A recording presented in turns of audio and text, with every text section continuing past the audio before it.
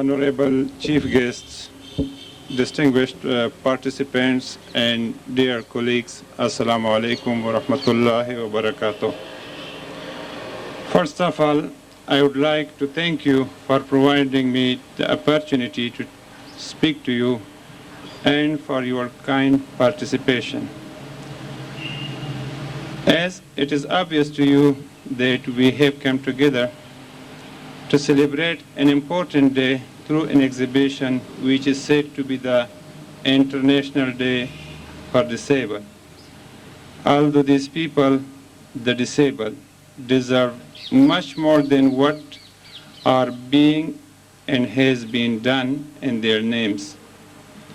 Yet it's an effort to catch the eyes of the public and draw their attraction towards the problems and hardships faced by this special group of our society, and to prove that they can do many things for the welfare of the society if they are given chances, encouragement, and support. We all know that this special group, I would prefer to call them special people. In keeping the society healthy, they can play an important role which even in some cases might not be played by able members. This exhibition has been arranged by Afghan Disabled to mark the International Day of Disabled with the help of those NGOs involved in the rehabilitation of disabled. Of course, the Disability Taskforce of Akbar has a big hand in it. Their efforts, support, and sacrifices are highly appreciated. The conglomeration of different items seen in this exhibition are prepared by the disabled themselves and are for sale. At the end, I would like to thank chief guests and all participants of the exhibition for taking part in this exhibition and making efforts for the sake of disabled. Now, I would like to invite Mr. Rustam Shah Moman, Commissioner of Afghan Refugees NWFP, to come to the stage and say a few words to the participants. Mr. Rustam Shah Moman. Mr. Peter Van Krieken, Mr. Charles McFadden, ladies and gentlemen, I thank you most sincerely for giving me this opportunity of coming here and sharing a few moments and thoughts with you on this, on the occasion of the observance of the Disability Day, the World Disability Day. Ladies and gentlemen, we are living in a world which is ridden with conflicts. There are regional wars, conflicts, clashes everywhere. One would have thought that at the end of the Cold War, the world would become a more peaceful place and human beings would begin to conduct their lives in a more peaceful and organized manner. But in the last few years, many regional conflicts have emerged on the world scene. Man is at war with fellow human beings in many places. This has led to the inflicting of injuries and wounds on many people. Many people have become disabled. These are the disabled people as a consequence of wars and conflicts. There are other disabled people who owe their disability not directly to wars, but to poverty, suffering, ignorance, and disease.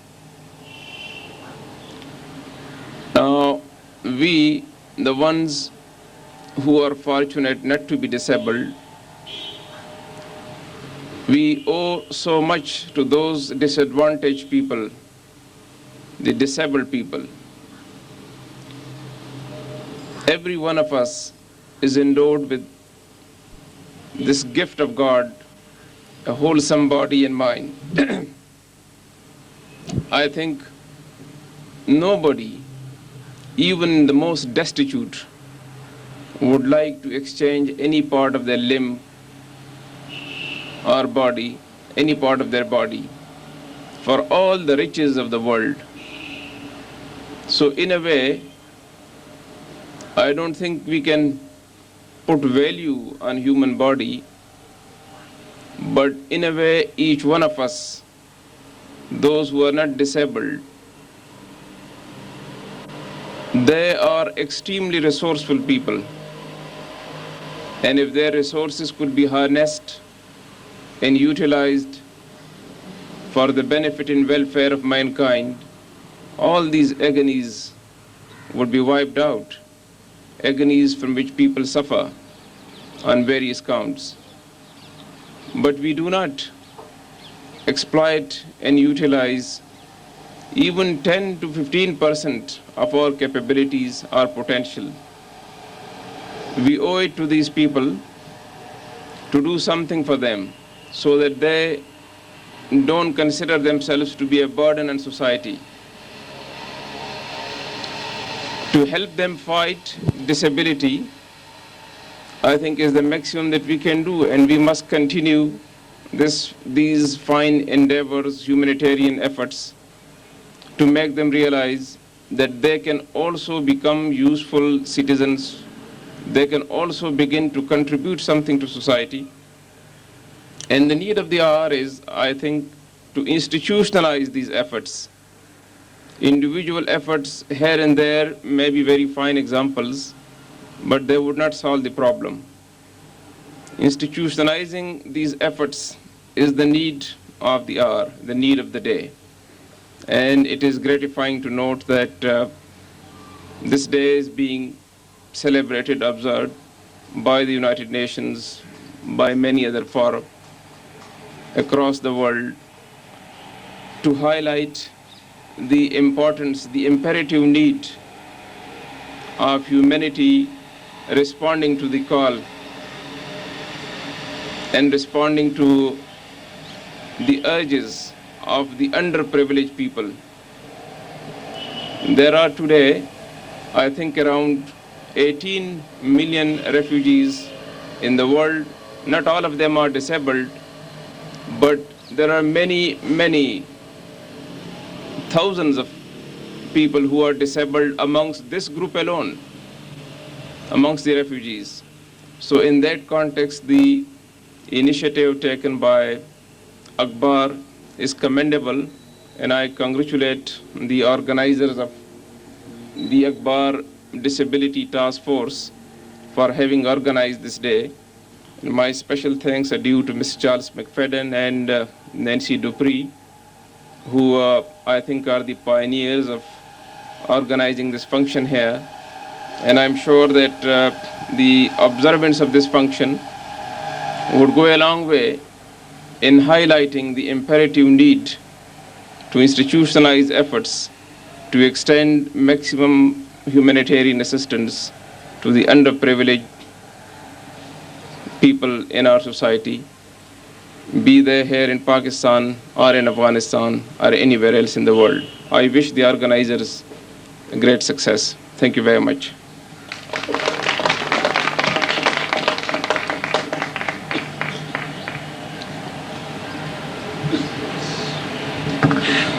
Thanks a lot to Mr. Shauman.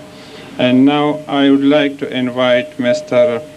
Peter Van Krieken, head of UNHCR Sub-Office Peshawar, to come to the stage and say a few words to the participants.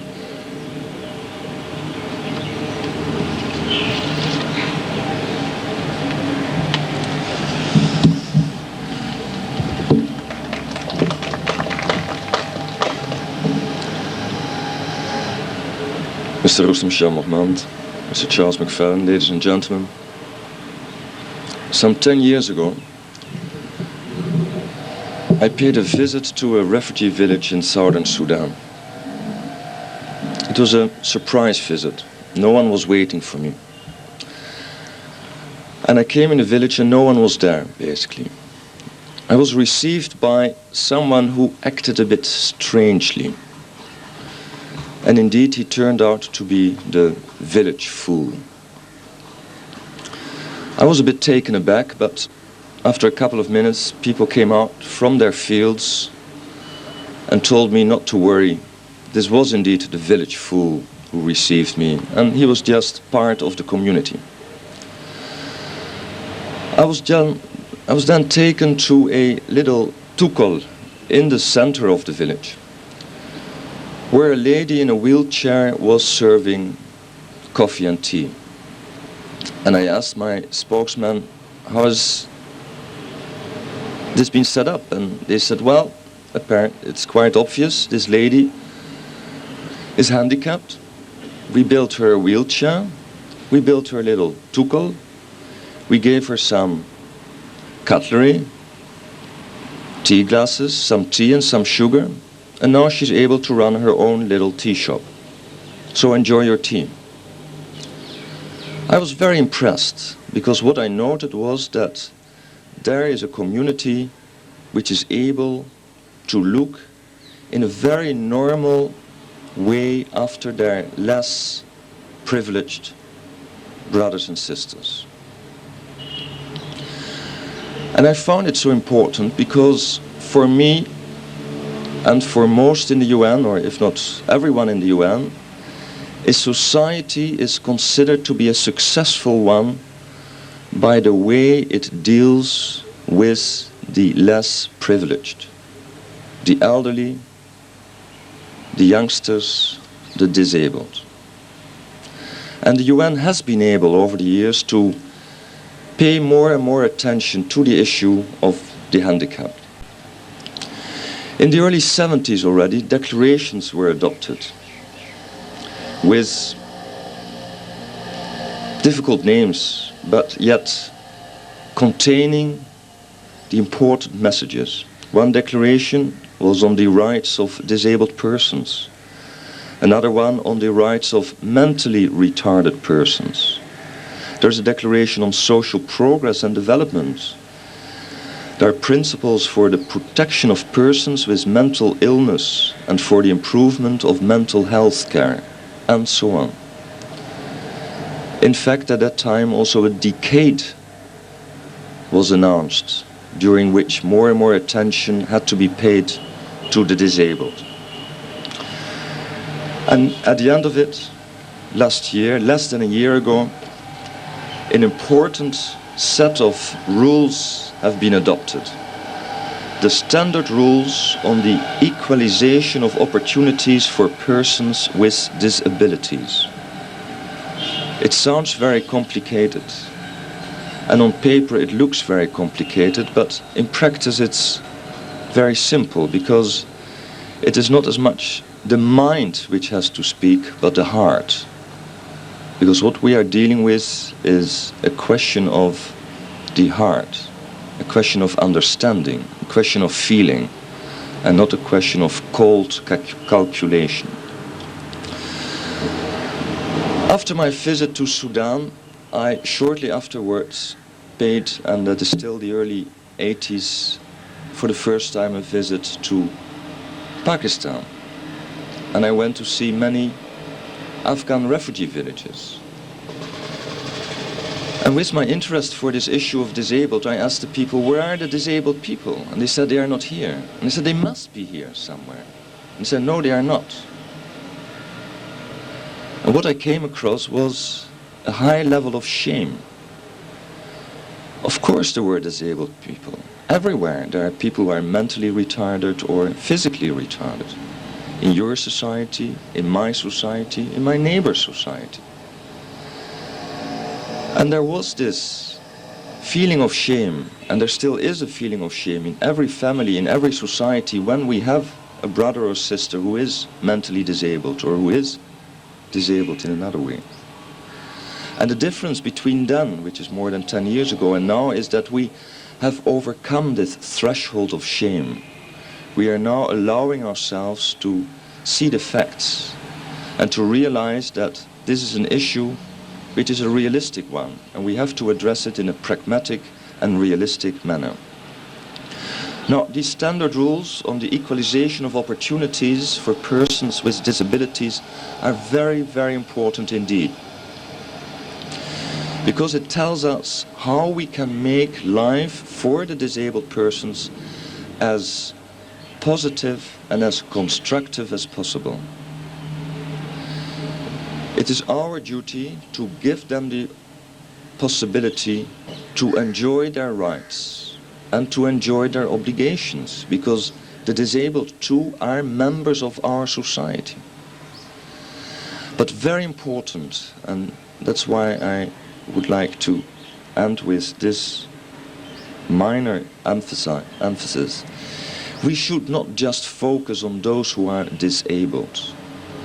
We have to focus on those who are able, on you and me, on society as a whole. It is not just a question of what the disabled can do for the society, but what the society can do for the disabled. And the number one issue there is that the society has to be aware that there are disabled persons and that they are part of the society, a full-fledged part of the society. And only then can we create the conditions which will enable the disabled to live a normal life or more or less normal life in society, and to enable society to face this challenging task to cater for the less privileged of society. That's why today is on the one hand a very happy day, because we are gathered and we have the Disability Taskforce to do it. But it should not just be one day in the year. This is an issue which deserves our attention and positive attitude each and every day of the year. Thank you very much.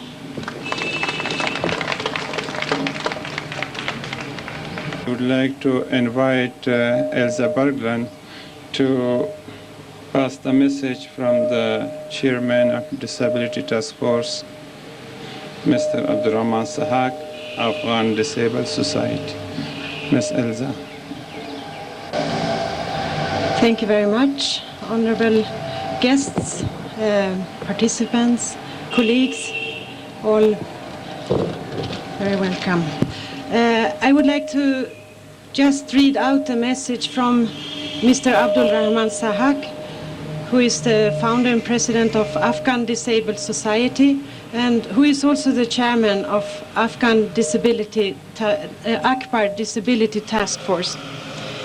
Those of you who have met Mr. Sahak know that he himself is what everybody would consider severely disabled. He is a triple amputee, so he has both his legs are amputated and his right hand is amputated from up here. But I would not consider him a disabled man, but a very able-bodied or able-minded man. And so I will just read this message from him. The honorable chief guests, ladies and gentlemen, Assalamu alaikum. First of all, let me apologize for not being able to be with you at today's unique event, but I have to say that what a pleasure it was for me while we started to plan the first celebration of the International Day of Disabled Person, December 3, 1994, through Akbar Disability Task Force in Peshawar. I would like to tell you about the day. The United Nations General Assembly in October 1992, at a special plenary session, while marking the end of the decade of disabled persons, 1983 till 1992, passed a resolution declaring that 3rd December each year will be the International Day of Disabled, and the United Nations Commission of Human Rights, in its resolution 1993-29 of 5th March 1993, appeals member states to highlight the observance of the International Day for Disabled Persons with a view to the achievements of the full and equal enjoyment of human rights and participation in society by persons with disability. I think I don't have to remind you of what has happened during the last 15 years with the war ravaging Afghanistan. But I would like to share with you all here is my own experience that how and in which way we could promote independent living, economic independence, full participation and equalization of opportunities for the disabled and handicapped in Afghanistan. Firstly, all organizations involved in social, economic, cultural, political, rehabilitation and reconstruction activities have to consider the needs and requirements of disabled people in all sectors, especially the observance of accessibility to jobs and public places and buildings will have to have a tremendous impact on lives of disabled people, which should be given due consideration by all. Secondly, I would like to share with you that every effort has to be made to avoid charity approach of assisting the people with disability, because charity itself has not really solved the problems of disabled people.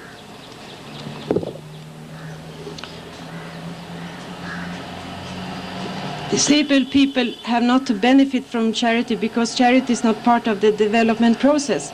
It is not part of the national socio-economic developments. Disabled people want to be treated as normal citizens with rights.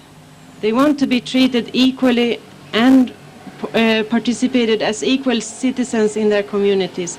To achieve this, you need a political and social action to change society. Thirdly, I would like to share with you always to consider the remaining abilities of disabled rather than their disability. And I would like to say that this exhibition really shows the ability of the disabled rather than their disability. At the end, I would like to take this opportunity to express my heartfelt gratitude to the Akbar Disability Taskforce members, especially the organizing committee of this exhibition, and all the organizations involved in disability field by participating in this exhibition. Well done and congratulations. I also would like to thank the honorable chief guests and all the other participants for sparing their time to attend these events. Finally, I pray to Allah to give us all the strength to do good for humanity.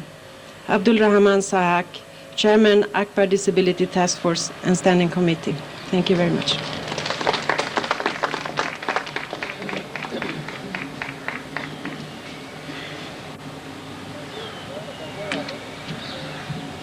Thank you, Mrs. Elza Bergland. Now I would like to invite Mr. Rustam Shah Maman, Commissioner of Afghan Refugees, to open the exhibition officially and visit the stalls.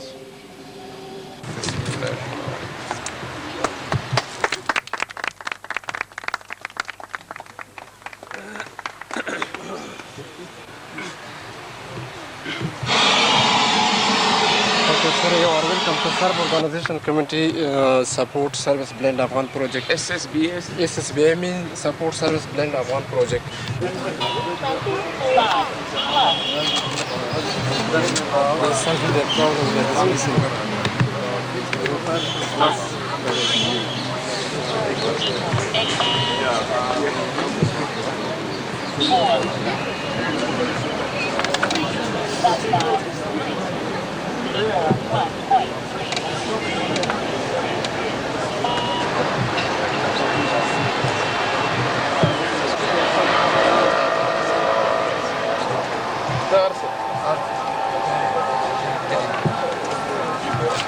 The blank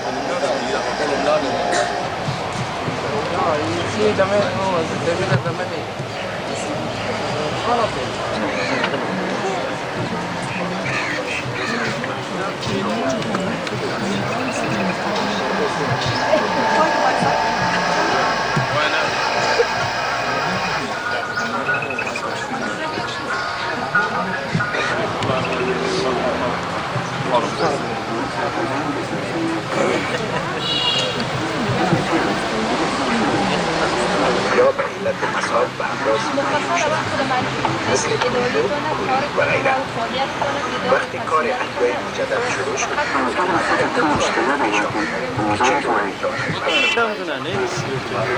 بیخی پاکتش نشد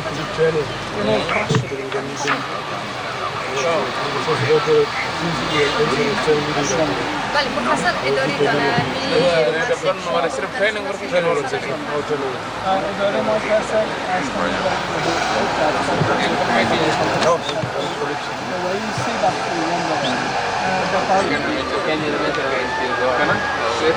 Once that car arrives, you have difficulty finding work.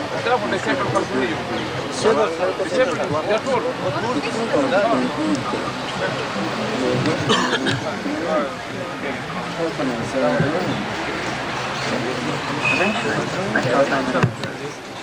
Because of the program, trains disabled people in this field. Mine की कम जाएगी Pakistan mine की check नाश पे कैसे बस ऐसे रवान में चलता लड़का सूट वाले कुछ बेहतर اشترك على مخي يلا سويت वाकी है उगार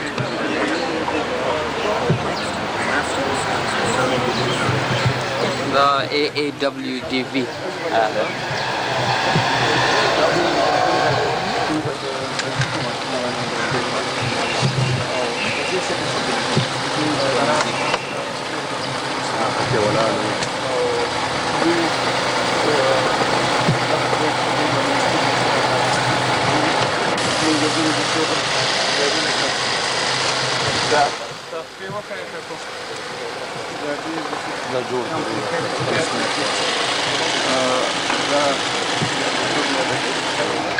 The disabled. Tapos sige alute.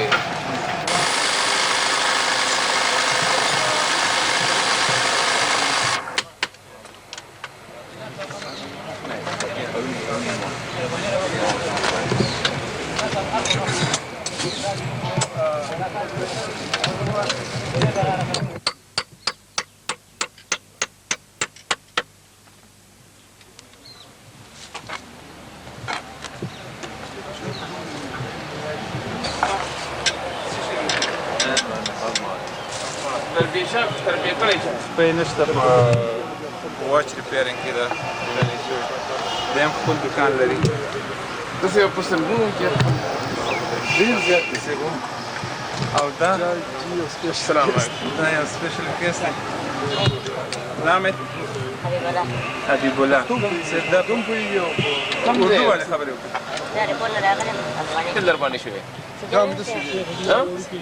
just stopped his growing structure when he was 6 years old. But they خپل کارخانه لري د shoe making. He has 6 employees in this small factory making shoes. These people.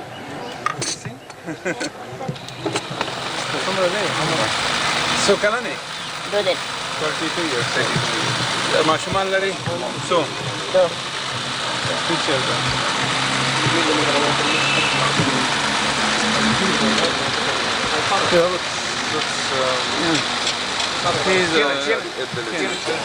I was a barber of the family member. Now he says that he is in 30 years old. 40,000 Afghani in Jalalabad. And he lost his two legs. Yeah.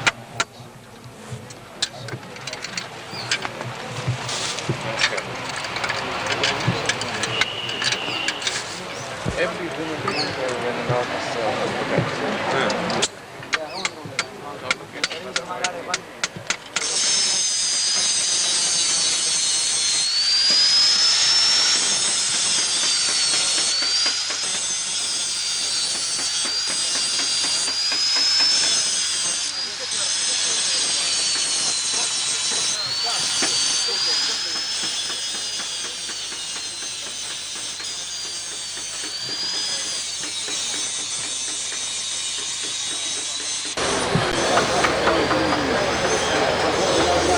نهایت ارجمند و گرامی تلویزیون، طوری که شما در جریان هستین، امروز نمایشگاه بزرگ از طرف معیوبین کشور عزیز ما افغانستان برای انداخته شده، البته از طرف مؤسسه اکبر. در این نمایشگاه تعداد زیادی از خواهران و برادران معیوب ما درس‌های مختلف توانستن اینا خودکفا شوند و با وجودی که تکلیف‌های مختلف اعضای بدن دارند توانستن با دستای هنر آفرینشان هنر بیافرینند. باران در افغانستان از ناحیه دست راست مجروح شدیم. پیش ما از افغانستان به پاکستان آمدیم، مدت 1 هفته در پاکستان بودیم، باز به ایران رفتیم که در اونجا به خاطر تداوی دستم که بسیار تکلیف داشتم، اولا بسیار کج بود. باز ما در ایران 2 دفعه عملیات شدیم از طرف ستاد جانبازان ایران که بسیار از اونام راضی هستم، خدا خیرشان بده که دستی ما در اونجا و از عملیات از اونا دستی ما خوب شد، یعنی تقریبا میتونم قدش کار کنم.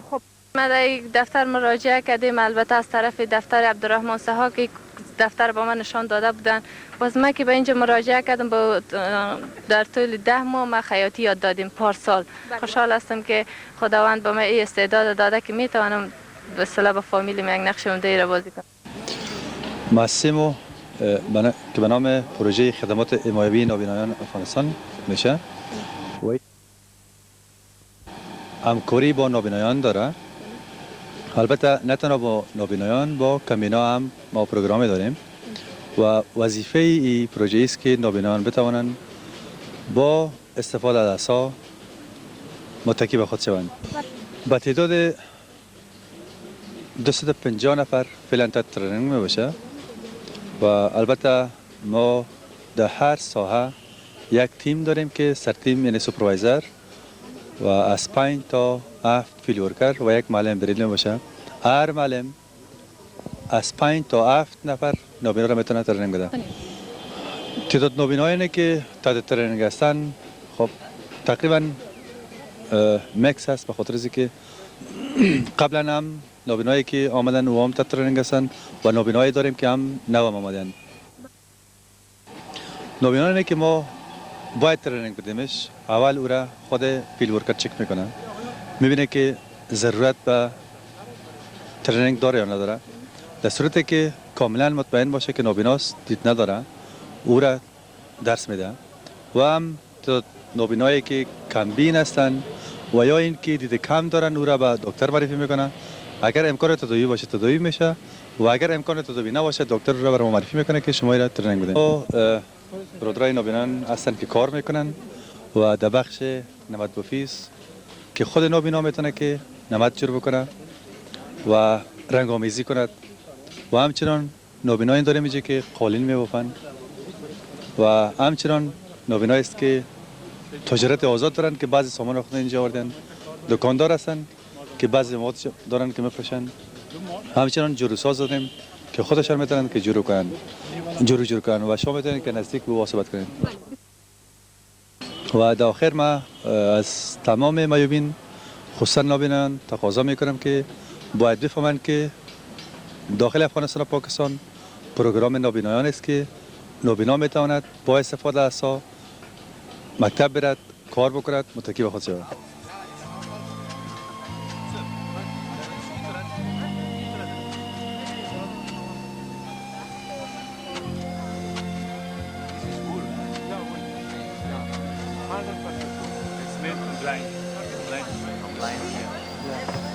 Also carpet.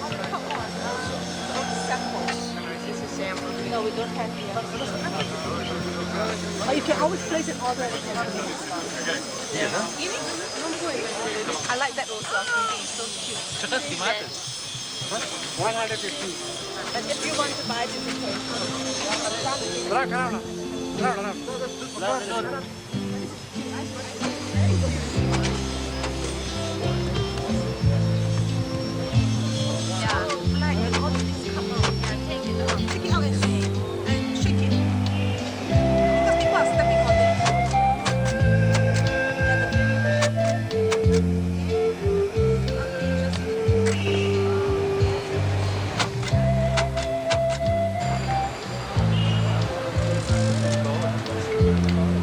When you put like this, you cannot see the picture though.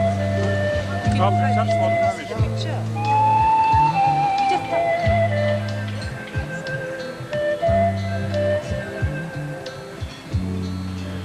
What's your comment about the whole arrangement of this it's exhibition? beautiful. Yes, it's very impressive and it's very clear and divided, and I think it's a big success.